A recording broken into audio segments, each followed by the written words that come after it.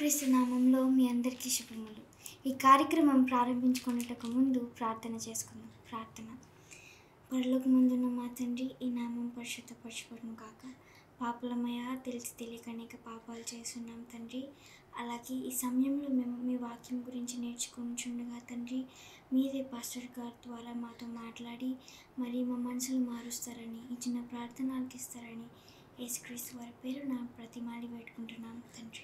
ఆమేన్. ఆమేన్. Pastor గారు, ఈ mark సువార్త 15వ అధ్యాయంలో మనం ఏం చూస్తున్నాం? భలే ప్రశ్న అడిగారు. మార్క్ సువార్తలో 16 అధ్యాయాలు మాత్రమే ఉన్నవి. అంటే మీరు 15వ అధ్యాయం గురించి అడిగారు కాబట్టి మనం మార్క్ సువార్తకి చివరికి వచ్చేస్తున్నామని మనం తెలుసుకుంటున్నాము. 15వ అధ్యాయంలో మన ప్రభువైన యేసుక్రీస్తు వారి మీద ఏ విధంగా అన్యాయపు తీర్పు తీర్చి ఆయన్ని సిలువేశారో మనకి చాలా క్లారిటీ దొరుకుతుంది.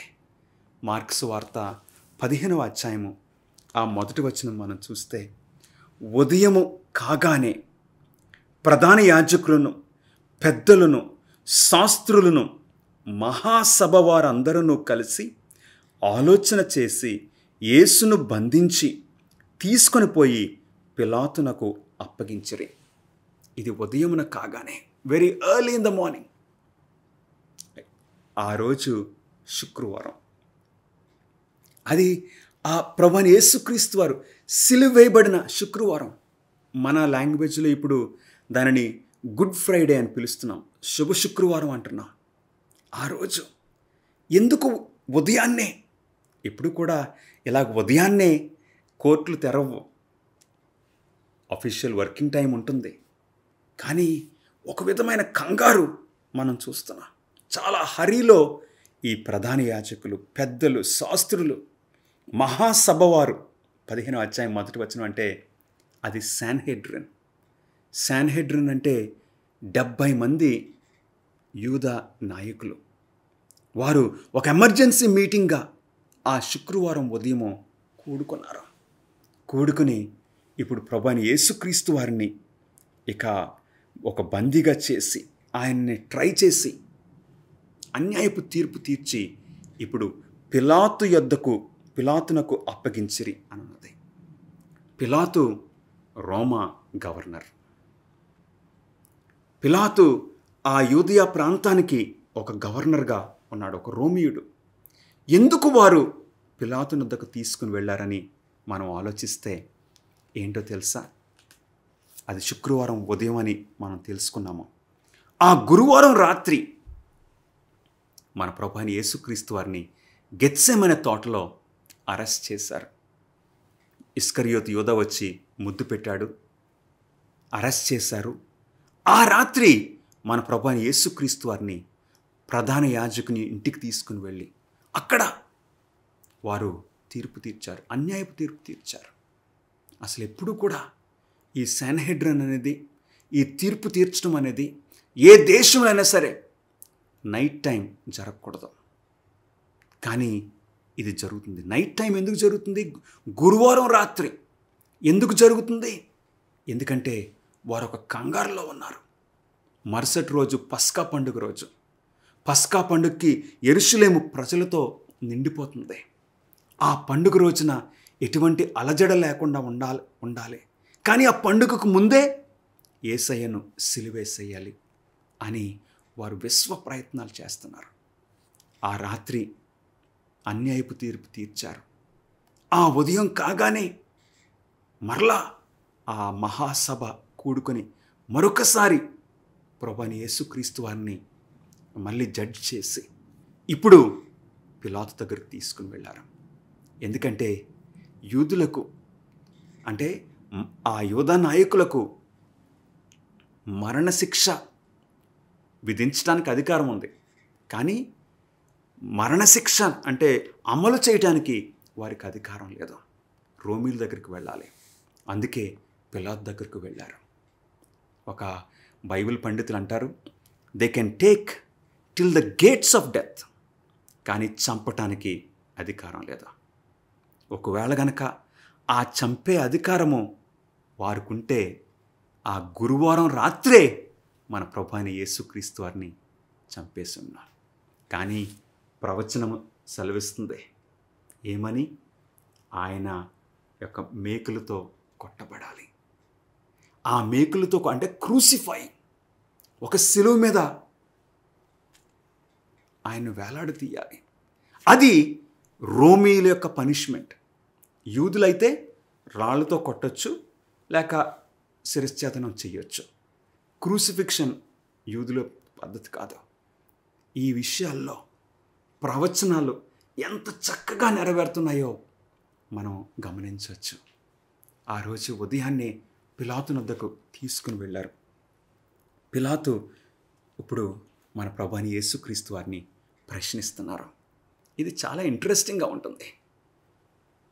పిలాతు మన ప్రభువైన యేసుక్రీస్తు వారిని పరీక్షిస్తున్న సమయంలో, ఇంట్రోగేట్ చేస్తున్న సమయంలో పిలాతు గమనిస్తాడు ప్రభువైన యేసుక్రీస్తు వారు గలిలయ ప్రాంతంలో పరిచర్య చేశారని. వెంటనే ఆయనకి లైట్ వెలిగింది. గలిలయ ప్రాంతానికి ఒక అధికారిగా ఉన్న హేరోదు అని గుర్తొచ్చి, ఇదిగో ఈ పస్కా పండుగకి హేరోదు కూడా యెరూషలేముకి వచ్చాడు, హేరోదు దగ్గర పంపించమని పంపిస్తారు. ఇప్పటికే గురువారం రాత్రి మన ప్రభువైన యేసుక్రీస్తు వారిని వారు తీర్పు తీర్చడానికి ప్రయత్నించారు. శుక్రవారం ఉదయము వారు చేశారు.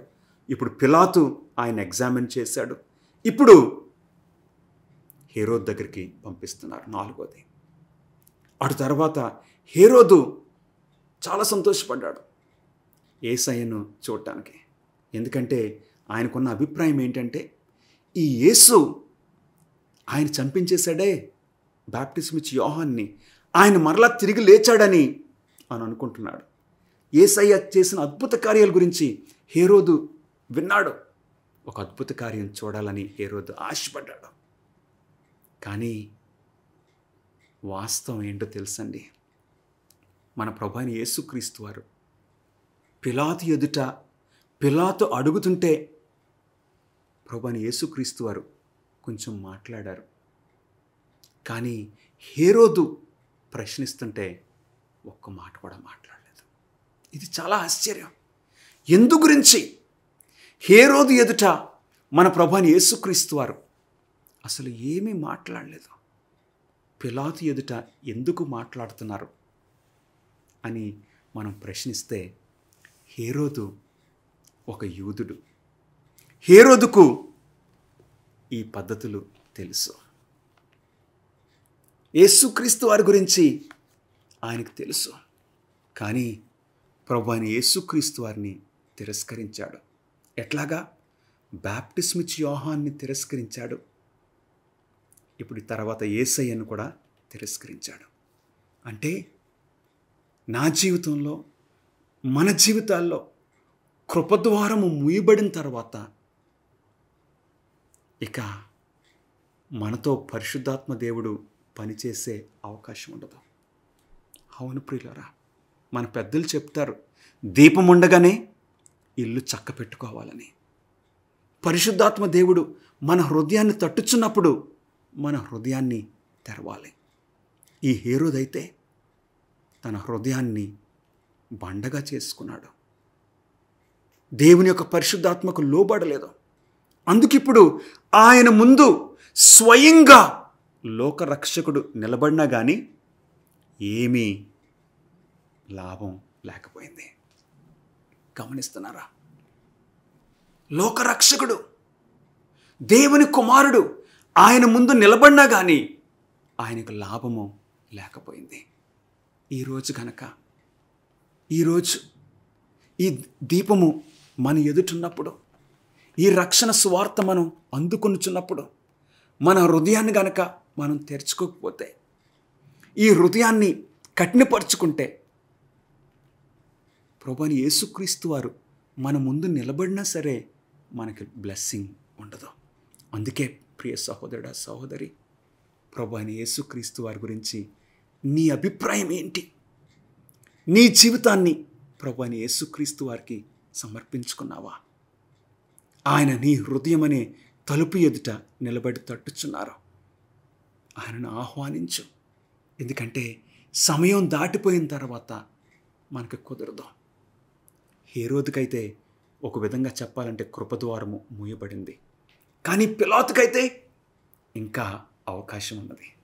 అందుకే పిలాతుతో మన ప్రభువైన యేసుక్రీస్తు వారు మాట్లాడుతున్నారు. అంత మాత్రమే కాదు, పిలాతు ప్రభువైన యేసుక్రీస్తు వారిని ఎగ్జామిన్ చేస్తున్న సమయంలో ఒక సేవకుడు ఒక ఉత్తరం తీసుకొని వస్తాడు.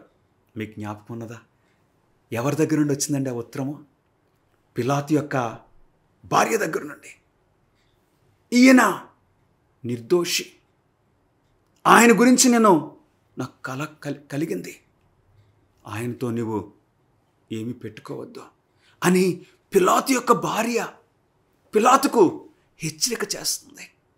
అంటే ఈ విషయాలన్నీ మనము దగ్గరలో పెట్టుకుంటే, ఇప్పుడు క్లోజప్లో చూస్తే పిలాతును రక్షించుకోవడానికి లోకరక్షకుడు పిలాతు ఎదుట నిలబడినాడు. హల్లెలూయా! అవును ప్రియ సహోదరుడా, సహోదరి, ప్రభువైన యేసుక్రీస్తు వారికి పక్షపాతం లేదు. ఆయనకు అందరూ సమానమే. యూదులేంటి, రోమియులేంటి, బబులోనియులేంటి, ఐగుప్తీయులేంటి, భారతీయులేంటి, పాకిస్తానీయులేంటి, అందరూ కూడా ఆయనకు సమానం. ఇక్కడ పిలాతు ఎదుట మన లోకరక్షకుడు నిలబడినాడు. ఆయన సిలువ మీద మరణించే వరకు ఇంకొకరిని రక్షించాలి, ఇంకొకరిని. మనము హిస్టరీలో చూస్తే డెస్మండ్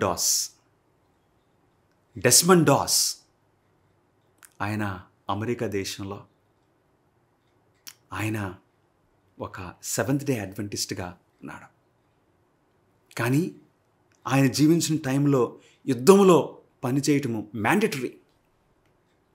కానీ ఆయన అధికారులతో అన్నాడు, నేను గన్ పట్టుకుని షూట్ చేయలేను, I'm a believer, I'm a seventh day Adventist అని చెప్పాడు. నేను నరహత్య చేయలేను, కానీ గవర్నమెంట్ యొక్క రూల్ ప్రకారంగా నేను యుద్ధంలో పాల్గొంటాను. ఎట్లాగంటే యాజ్ ఎ మెడిక్. అవును, అంటే మెడికల్ హెల్ప్ ఇచ్చే ఒక వ్యక్తిగా నాకు అవకాశం ఇవ్వండి అంటే అంగీకరించారు. ఆ యుద్ధంలో ఒక్కొక్కరు రాలిపోతుంటే ఆ గన్ షాట్స్కి భయపడకుండా ఒకరిని రక్షిస్తున్నాడు, వాళ్ళని తీసుకొస్తున్నాడు. దేవుని అడుగుతున్నాడు, గాడ్ వన్ మోర్, ఇంకొకరిని. నిజంగా ఆ వూండెడ్ సోల్జర్స్ ఒక్కొక్కరిని ఆయన భయపడకుండా ఆ యుద్ధ రంగంలోనికి వెళ్ళి వారిని తీసుకుని వచ్చి వారికి ట్రీట్మెంట్ ఇచ్చి వారి ప్రాణాలు కాపాడాడు. One more lord help me, rescue one more. ఈ డెస్మండ్ డాస్ యొక్క స్టేట్మెంట్. అలాగే మన ప్రభువైన యేసుక్రీస్తు వారు ఆయన సిలువ వైపుకు వెళ్తున్నారు, కానీ ఇంకొకరిని రక్షించాలి. ఎక్సలెంట్. అలాంటి ఐడియా మనకు కూడా ఉండాలి. అవును, పిలాతును రక్షించుకోవడానికి ప్రభువైన యేసుక్రీస్తు వారు ప్రయత్నం చేస్తున్నారు. పిలాతు యొక్క హృదయము ఇంకా బండ బారలేదు. హేరోదు హృదయం అయితే ఒక బండగా మారిపోయింది. పిలాతు యొక్క హృదయము ఇంకా సున్నితంగా ఉంది. ఇంకా పిలాతుకు అవకాశం ఉన్నది రక్షింపబడటానికి. అందుకే దేవుడు పిలాతు భార్య ద్వారా, పిలాతుకు ప్రభువైన యేసుక్రీస్తు వారి ద్వారా రక్షించుకోవడానికి ప్రయత్నాలు జరుగుతూ ఉన్నవి. ఆ టైంలో ఈ పిలాతు ప్రభువైన యేసుక్రీస్తు వారిని గమనిస్తున్నాడు. మీరు అడిగారు కదా, ఈ 15వ అధ్యాయంలో ఒక మాట ప్రతిసారి మనకు వస్తుంది. ఆ రీఅక్కర్ అవుతున్న మాట ఏంటంటే యూదుల రాజు. ఇది పిలాతు 4 సార్లు అంటాడు. యాక్చువల్గా 5 సార్లని మనం చెప్పొచ్చు. మొట్టమొదటిగా మనం చూద్దాం 15వ అధ్యాయము 2వ వచనంలో, పిలాతు యూదుల రాజువు నీవేనా ఆయన అని ఆయన అడుగగా, ఆయన నీవన్నట్టే అని అతనితో చెప్పాను. నిజంగా మన ప్రభు అయిన యేసుక్రీస్తు వారు హీఈస్ కింగ్. ఆయన సాధారణమైన రాజు కాదు, ఆయన రాజులకు రాజు. దావీదు వంశములో జన్మించిన, బెత్లెహేములో జన్మించిన ఆయన హీఈస్ ఎ కింగ్. అది అర్థమైపోతుంది పిలాతుకు. వారు ఖండించి అప్పగించారు పిలాతుకు, కానీ పిలాతు గ్రహించాడు హీఈస్ కింగ్. అందుకే మనం చూస్తున్నాము ప్రియులరా, మన ప్రభువైన యేసుక్రీస్తు వారు ఈయన ఒక క్రిమినల్ కాదని పిలాతు గమనించి, నువ్వు యూదుల రాజువా అనగానే ప్రభువైన యేసుక్రీస్తు వారు గనక ఆయనే చెప్పుకుంటే అది కొంచెం రోమీలకు వ్యతిరేకంగా ఉండును. ప్రభువైన యేసుక్రీస్తు వారు అనలేదు, పిలాతే అంటాడా. అప్పుడు ప్రభు అంటున్నారు, మన ప్రభు అన్నారు, నీవన్నట్టే 3వ వచనము, ప్రధాన యాజకులు ఆయన మీద అనేకమైన నేరములు మోపక పిలాతు ఆయనను చూచి మరలా, నీ ఉత్తరమేమీ చెప్పవా? నీ మీద వీరు ఎన్నెన్ని నేరములు మోపుచున్నారో చూడమనను. అవును ప్రియులారా, మన మీద ఎవరన్నా నిందిస్తుంటే, వాట్సాప్లో ఏదో చెడ్డ మెసేజెస్ మన గురించి పెట్టినా, అంటే క్యారెక్టర్ ఉన్నవాళ్ళు ఆ విషయాల గురించి భయపడనక్కర్లేదు. పిలాతు ఆశ్చర్యపోతున్నాడు, నీ మీద ఎన్ని నేరాలు వారు మోపుతున్నారే, నువ్వెందుకు సమాధానం ఇవ్వట్లేదు? అవునండి, నీ మీద నేరాలు మోపుతున్నారని నువ్వు చిరాకు పడొద్దు. ఎందుకంటే సత్యము ఈవేళ రేపో బయటపడుతుంది. అందుకు టెన్షన్ పడొద్దు, చిరాకు పడొద్దు. వారు నీ మీద 2 మాటలు అన్నారని నువ్వు 4 మాటలు తిరిగి చెప్పనవసరం లేదా. మన ప్రభు అని యేసుక్రీస్తు వారు మనకు నేర్పించిన పద్ధతి ఇదే. పిలాతు ఆశ్చర్యపోతున్నాడు, ఏంటినా ఇలాంటి వ్యక్తి నా ముందు ఎప్పుడు నిలబడలేదు అని అనుకుంటున్నాడు పిలాతు. అంటే the holy spirit was working upon the heart of Pilate. అంటే చాలా ఆశ్చర్యపోతున్నాడు. 5వ వచనము, అయినను యేసు మరి ఏ ఉత్తరము చెప్పలేదు కనుక పిలాతు ఆశ్చర్యపడెను. ఇప్పుడు ప్రభువైన యేసుక్రీస్తు వారిని ఎలాగైనా సరే రక్షించాలని పిలాతు నిర్ణయం చేసుకున్నాడు. కానీ ఈ యూదా ప్రధాన యాజకులేంటి, లేక ఆ మహాసభ వారందరూ ఎలాగైనా సరే చంపాలని అనుకుంటున్నారు. చాలా ఇదొక అయని మనం చూస్తున్నాం. యూదులేమో ఆయన చంపాలనుకుంటున్నారు, పిలాతు రోమీడేమో ఆయన రక్షించాలని ఆశపడుతున్నాడు. ఈ పరిస్థితుల్లో పిలాతుకు ఒక ఆలోచన కలిగింది. అది పిలాతు ప్రవేశపెట్టిన ఒక పద్ధతి. ప్రతి పస్కా పండుగలో వారు కోరిన ఒకరిని, ఖైదీని పిలాతు విడిపించేవాడు. అంటే ఒక క్రిమినల్ని విడిపించేవాడు. సో ఇప్పుడు పిలాతు బరబ్బాని తీసుకొచ్చాడు. ఈ బరబ్బా గురించి ఇక్కడ రాస్తున్నాడు. అధికారులను ఎదిరించి 7వ వచనము, కలహములలో నరహత్య చేయు వారితో కూడా బంధించబడి ఉన్న బరబ్బాను ఒకడుండాను. అంటే ఇన్సబార్డినేట్, ఒక దుర్మార్గుడు. ఇప్పుడు ప్రభువైన యేసుక్రీస్తు వారు బరబ్బాను ఒక ప్రక్కన, యేసయ్యను మరొక ప్రక్కన పెట్టి పిలాతు అడుగుతున్నాడు, ఎవరిని నేను రిలీజ్ చేయాలా? పిలాతు అనుకున్నాడు మైండ్లో, వీరందరూ యేసయ్యనే కోరుకుంటారని. కానీ వారందరూ ఏకగ్రీవంగా ఎవరిని కోరుకున్నారండి? బరబ్బాను కోరుకున్నారా? అవును ప్రియులరా, ఈరోజు కూడా ఏం జరుగుతుంది? ఈరోజు కూడా మనం ఎవరిని కోరుకుంటున్నాం? ఎవరి పద్ధతి కోరుకుంటున్నాం? ఏ మార్గంలో నడవడానికి మనం కోరుకుంటున్నాం? పిలాతు ఆశ్చర్యపోయాడు. ప్రజలందరూ బరబ్బా అంటుంటే, మరి ఈ యూదుల రాజును నేను ఏం చేయాలంటే వారందరూ సిలువేయమని అడుగుతున్నారు.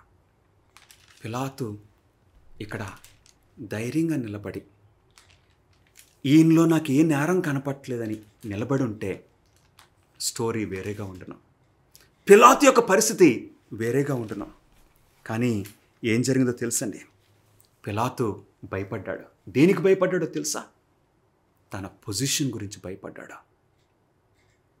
తన పదవి గురించి భయపడ్డాడు. ఒకవేళ కనుక యేసయ్యను సిలువకు అప్పగించకపోతే ఆయన పొజిషన్ పోతుందని భయపడిపోయి పిలాతు యేసయ్యను అప్పగించాడు. అంటే ఎలాగోలాని ఈ యూదులను ప్లీజ్ చేయాలి, ఈ యూదులను మెప్పించాలి. ఎందుకంటే పిలాతుకు ఉన్న గోల్ ఏంటంటే, ఇప్పుడు నేను గవర్నర్గా ఉన్నాను, రేపు నేను రోమా చక్రవర్తి అవ్వాలి, వీరి సపోర్ట్ నాకు కావాలి. ఈ యూదుల సపోర్ట్ కోసం ఎవరిని పోగొట్టుకున్నాడండి? యేసయ్యను విడిచిపెట్టుకున్నాడు. ఈ రోజున నీ పరిస్థితి ఏంటి? నా పరిస్థితి ఏంటి? ఆ ఉద్యోగం కోసం, ఆ పదవి కోసం నువ్వు యేసయ్యను విడిచిపెట్టుకోవడానికి ఇష్టపడుతున్నావా? ఆ ఆనందం కోసం, ఆ క్షణాల్లో ఆ యొక్క ఆహ్లాదం కోసం యేసయ్యను విడిచిపెట్టుకుంటున్నావా? మోషేని మనం జ్ఞాపకం చేసుకుంటే, మోషే ఆ ఐగుప్తు దేశంలో ఉన్న ఆ భోగములు వాటిని విడిచిపెట్టి దేవుని ప్రజలతో దేవుని పక్షం నిలబడటానికి మోషే ఇష్టపడ్డాడు. ఈ రోజున ప్రభువైన యేసుక్రీస్తు వారు మన ఎదుట నిలబడ్డారు. ఒక ప్రక్కన బరబ్బా సాతానుడికి గుర్తుగా ఉండొచ్చు. అవును, ఎవరిని మనం ఎన్నుకుంటున్నాం? కానీ ఈ స్టోరీ చాలా ఆశ్చర్యం. బరబ్బాని కరెక్ట్గానే కోరుకున్నారు వారు. ఎందుకంటే మన ప్రభువైన యేసుక్రీస్తు వారు సిలువే బట్టం ద్వారా బరబ్బా రిలీజ్ అయ్యాడు, బరబ్బా విడుదల చేయబడ్డాడు. ఆ బరబ్బా స్థానంలో నీవు నేను కూడా ఉన్నాం ప్రియులరా. మనం పొందవలసిన శిక్షను ప్రభువైన యేసుక్రీస్తు వారు పొందారు, నిన్ను విడుదల చేశారు. యు గో, ఆ స్త్రీతో అన్నారు, you go, sin no more. అట్లాగా ఈరోజు మనం పొందవలసిన ఆ శిలువ మరణాన్ని మన ప్రభువైన యేసుక్రీస్తు వారు పొంది నువ్వు వెళ్ళు, గో, సిన్ నో మోర్. చాలా ఆశ్చర్యం. పిలాతు చేతులు కడిగేసుకున్నాడు. పిలాతు అనుకున్నాడు, నేను బాగానే తీర్పు తీర్చని అనుకున్నాడు. కానీ ఏంటో తెలుసండి, ప్రభువైన యేసుక్రీస్తు వారిని సిలువేసిన 5 సంవత్సరాలకి పిలాతు ఒక రోమా చక్రవర్తి అయ్యాడా? లేదు. పిలాతు ఎండింగ్ ఎలా జరిగింది? పిలాతు ఒక పిచ్చోడైపోయాడు. ఎవరైతే యేసుక్రీస్తు వారిని తిరస్కరిస్తారో, ఎవరైతే యేసుక్రీస్తు వారిని రక్షకుడిగా స్వీకరించరో వారు ఏమైపోతారో? సాతానుడికి అమ్ముడైపోతారు, ఇంక పరిశుద్ధాత్మను పోగొట్టుకుంటారు. ఈ రోజున యేసయ్యను నువ్వు విడిచిపెట్టొద్దు ప్రియ సహోదరుడా, సహోదరి. యేసయ్య వలన మనకి ఆరోగ్యము, మన మనసులు తేటగా ఉన్నాయి. యేసయ్య వలన, ఆయన శిలువ మరణం ద్వారా మనకి రక్షణ కలుగుతుంది. ఆయన్ను చెయ్యి విడిచిపెట్టొద్దు. నీ జీవితంలో ఈ సమయంలో నీవేదైనా కష్టంలో ఉన్నావేమో, లేక ఒక చిక్కు సమస్యలో చిక్కుకుపోయావేమో, అధైర్యపడొద్దు. యేసయ్యను ఆయన చేతిలో నీ జీవితాన్ని పెడితే నడిపించగలరు, నిన్ను విడిపించగలరు. ఎలాంటి అగాధం నుండైనా సరే ఆయన ఎక్స్పర్ట్, బయటికి లాగే ఎక్స్పర్ట్. బరబ్బాని ఆ పరిస్థితి నుండి బయటికి లాగిన యేసయ్య నిన్ను నన్ను కూడా లాగగలరు. ప్రభువైన యేసుక్రీస్తు వారు సిలువేయబడుచున్నప్పుడు ఆయన ప్రక్కన ఒక దొంగ ఉన్నాడు. ప్రభువైన యేసుక్రీస్తు వారు లాస్ట్ వరకు సేవింగ్ వన్ మోర్. ఆ దొంగ అడిగాడు, అయ్యా నీవు నీ రాజ్యంతో వచ్చినప్పుడు. ఆ దొంగ గుర్తుపట్టాడు, హీఈస్ ట్రూలీ, ఈయన ఒక రాజు అని గుర్తుపట్టాడు. నీ రాజ్యంతో వచ్చినప్పుడు నన్ను జ్ఞాపకం చేసుకుంటే యేసుక్రీస్తు వారి సమాధానం ఏంటండి? ష్యూర్, నీవు నాతో కూడా ఖచ్చితంగా నా రాజ్యంలో ఉంటావు. మన ప్రభువైన యేసుక్రీస్తు వారు he's offering salvation freely for every one of us. ఎందుకంటే క్రీస్తు రక్తము మన ప్రతి పాపముల నుండి మనల్ని విడిపిస్తుంది, మనల్ని క్షమిస్తుంది. ప్రభువైన యేసుక్రీస్తు వారు మనల్ని క్షమిస్తే it is complete, it is final. నువ్వు ఆధారపడనక్కర్లేదు.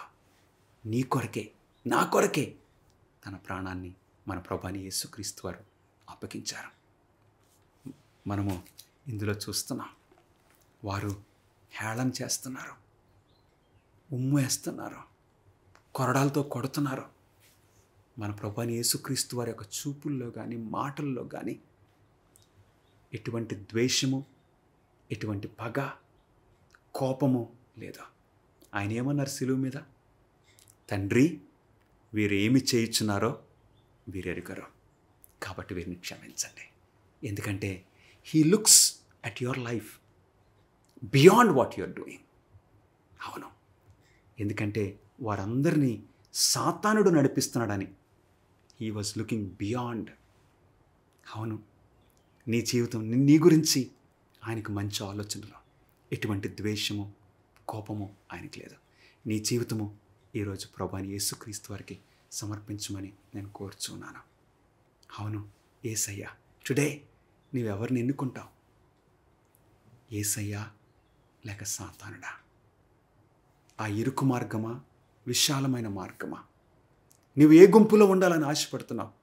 ఆ గోధుమల గుంపులోనా, గురుగుల గుంపులోనా, ఆ నీతిమంతుల సమూహంలోనా, ఆ దుర్మార్గుల సమూహంలోనా?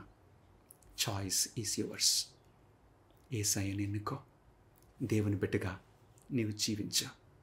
ప్రభువైన యేసుక్రీస్తు వారి రక్తం ద్వారా మన పాపములు క్షమించబడతాయి, మనం ఆయన రాజ్యంలో ఉండొచ్చు. ప్రార్థన చేసుకుందాం. ప్రభువా, నాయనా, మా దేవా, మాతో మాట్లాడినందుకు నీకు వందనాలు నాయనా. ప్రభువా, మా జీవితాలను మీకు సమర్పించుకుంటున్నాము. మమ్మల్ని నడిపించమని, నీ కృప అనుగ్రహించమని యేసుక్రీస్తు నామములో అడిగి వేడుకుంటున్నాం తండ్రి. Amen. God bless you friends.